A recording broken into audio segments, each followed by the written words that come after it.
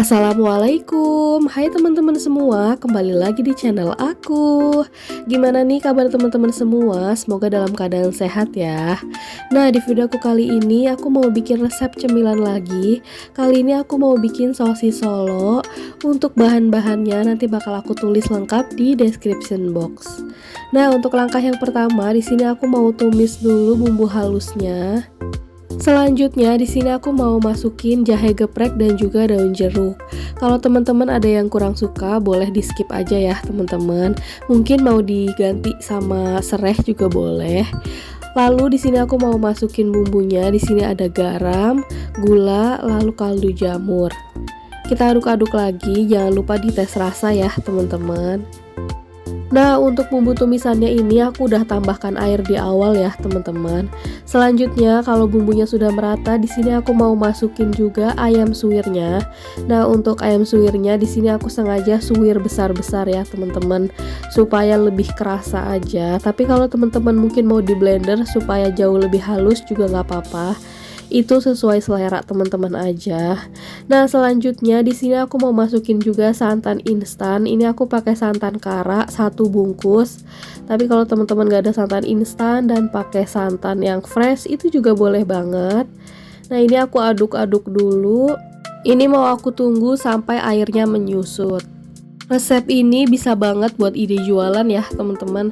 Kalau di pasaran biasanya sosis Solo ini dijual dengan harga Rp2.000. Nah, ini dia ayam yang sudah menyusut. Ini penampilannya seperti ini ya teman-teman. Lalu aku mau matiin kompornya dulu. Selanjutnya di sini aku mau buat bahan kulitnya. Ini bahan-bahan yang udah aku siapkan, ada tepung terigu, air, telur dan juga minyak. Dan jangan lupa ini aku tambah 1 sendok tepung tapioka. Lalu aku masukin garam. Ini garam secukupnya aja.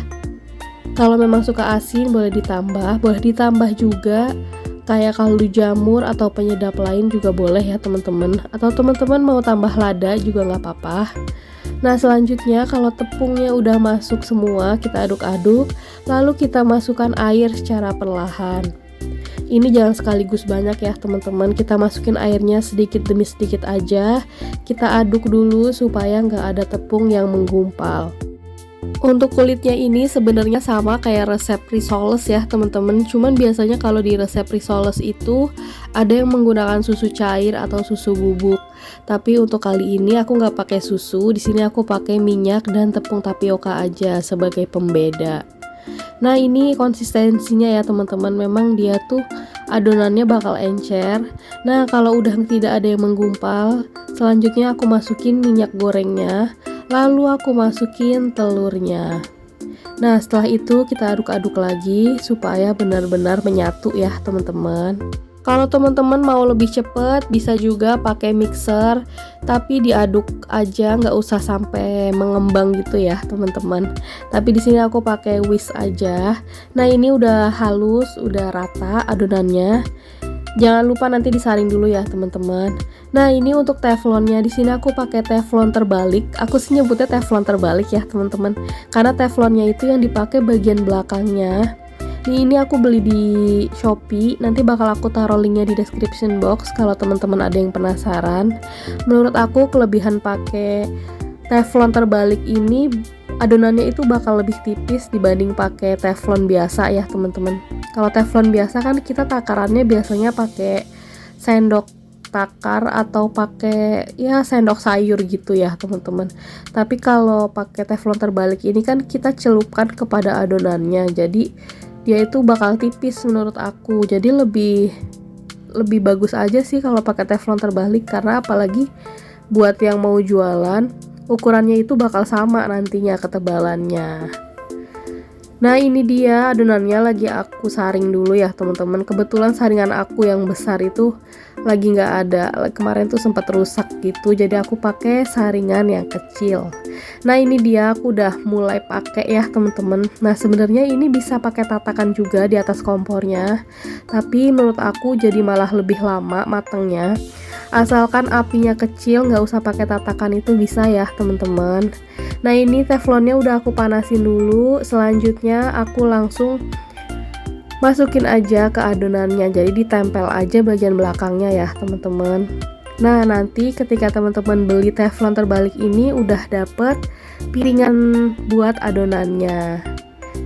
Oh iya, biasanya untuk pemakaian pertama itu memang nanti ada yang bolong-bolong ya teman-teman, tapi bisa ditambal. Jadi caranya seperti aku tadi, bisa pakai sendok, tinggal kita tetesin aja. Nah, ini percobaan yang kedua. Sama seperti yang pertama, tinggal dicelupin aja ke bahan adonannya. Nah, ini kan masih ada yang bolong-bolong kayak gini ya teman-teman, tinggal ditambal aja pakai sendok. Kita ambil sedikit adonannya, nanti dia bakal menyatu lagi. Nah, ini dia hasilnya, cantik banget ya. Nah, ini kalau sudah mengering, pinggirannya tuh udah bisa keangkat kayak gini ya teman-teman. Selanjutnya bisa langsung kita taruh aja di tempat. Nah, ini dia hasilnya. Ini kalau apinya terlalu besar hasilnya bakal kayak gini ya teman-teman. Tapi hasil adonannya itu bagus banget, dia tuh tipis dan juga lentur. Kalau gosong sedikit kayak gini nggak apa-apa ya teman-teman, masih bisa dipakai. Tinggal dikecilkan saja apinya. Nah, ini aku lakuin terus adonannya sampai habis. Nah, kalau sudah habis, waktunya di sini kita bungkus sosis solonya ya, teman-teman. Nah, ini dia penampakan kulit sosis solonya. Kulitnya itu bener-bener lentur, tipis, dan juga nggak gampang sobek. Ini sebenarnya bisa aja sih kalau teman-teman pakai buat risoles ya, karena dia tuh nggak bocor sih menurut aku. Oke, langsung aja di sini aku mau bungkus sosis solonya ya teman-teman. Nah, ini aku bungkusnya langsung di atas tumpukan kulitnya aja supaya nggak banyak digeser-geser, karena takutnya nanti malah pada robek ya teman-teman. Nah, ini langsung aku bungkus aja. Aku masukin ayamnya secukupnya, sedikit banyaknya sesuai selera ya teman-teman. Aku buatnya memang lumayan besar-besar karena buat aku makan sendiri. Kalau mungkin teman-teman mau dibuat untuk jualan, harus diperhitungkan dulu ya supaya tetap dapat untung. Oh iya, untuk kulitnya itu nggak perlu dilem ya teman-teman, karena menurut aku kalau masih hangat kayak gini tuh dia masih bakal menempel. Jadi tinggal dilipat kayak gini aja. Nah, bagian lipetannya itu kita taruh di bawah supaya menempel sama bagian yang atas. Ini aku cepetin aja videonya supaya nggak terlalu lama. Oh iya, kalau emang adonannya itu dimasukin kulkas atau dibuatnya nanti-nanti, teman-teman bisa bikin lemnya itu dari tepung terigu, dikasih air aja ya teman-teman, supaya nggak ada yang bocor. Karena aku ini masih hangat-hangat, jadi tinggal dilipat kayak gini tuh masih bisa menempel. Nah, untuk sosis solo ini mungkin bisa dijadikan frozen food juga ya teman-teman. Nah, ini kan pada dasarnya udah matang semua.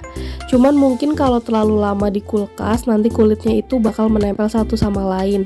Nah, solusinya itu bisa di tiap layernya. Kalau kita tumpuk-tumpuk itu tinggal kita taruh aja plastik atau kertas gitu ya teman-teman, supaya di tiap-tiap adonan itu nggak pada menempel satu sama lain. Tapi untuk ketahanannya aku belum tahu karena aku belum pernah frozen food. Jadi biasanya kalau aku buat kayak gini tuh aku langsung goreng, jadi nggak ada yang aku simpan di kulkas. Oke, ini dia hasil gulungan sosis solo aku. Ini belum bisa langsung dimakan ya teman-teman, jadi harus digoreng dulu.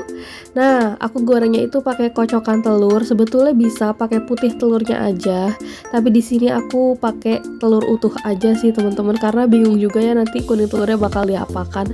Jadi aku pakai aja keduanya. Tapi kalau teman-teman mungkin abis bikin kue nastar itu kan masih sisa putih telurnya ya teman-teman, bisa banget dipakai buat lapisan luar sosis solo ini. Nah, kalau kira-kira udah kecoklatan kayak gini, boleh dibalik supaya matangnya merata ya teman-teman. Nggak usah terlalu banyak dibaliknya supaya nggak terlalu menyerap minyak. Nah, kira-kira kalau udah golden brown kayak gini, boleh kita angkat.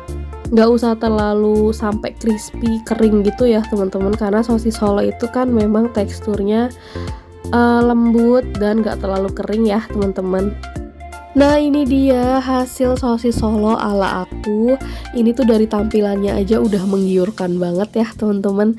Dijamin rasanya juga enak banget dan gampang banget dibuatnya. Kalau mungkin teman-teman di rumah ada acara atau bingung mau nyuguhin apa, bisa banget ini jadi pilihan karena bahannya gampang dan pasti semua orang juga suka. Oke deh, jadi segitu dulu video dari aku. Kalau teman-teman suka sama videonya, boleh klik like-nya. Dan untuk teman-teman yang belum subscribe, jangan lupa subscribe dulu ya. Jangan lupa di-recook ya teman-teman resepnya. Sampai ketemu di video aku selanjutnya. Assalamualaikum.